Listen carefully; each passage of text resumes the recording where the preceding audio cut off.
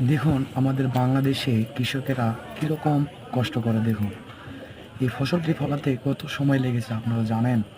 জানেন না। হয়তো কেউ আপনারা চাল কিনে খাচ্ছেন, হয়তো কেউ আ আবাদ বা জমি চাষ করে কেউ ফসল আ মাঠে থেকে কেউ উঠায় নিয়ে বাসায় অনেকে আছে এরকম না?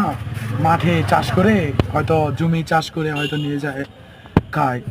আ আরও কেউ আছে অনেকে যে হয়তো টাকা আছে কিন্তু জমি নাই, ফসল ফলাইতে পারে না, এরকম জমি নাই। তারা বাজার থেকে চাল কিনে নিয়ে যায় খায়।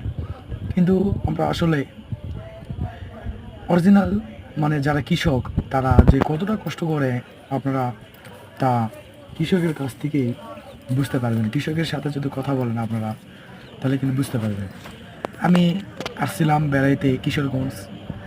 এই কিশোরগঞ্জে বেড়াইতে এসে আমি এখন আছি যে কিশোরগঞ্জের মিঠামন এলাকায়, যে হাওর এলাকায়। এই জায়গায় কিন্তু অনেক সময় পানি ডুবে থাকে, বুঝছেন? পানি ডুবে যায়। এখন এই জায়গাগুলো আর ডুবে যায় নাই, পানি তো এরকম সেরকম নাই।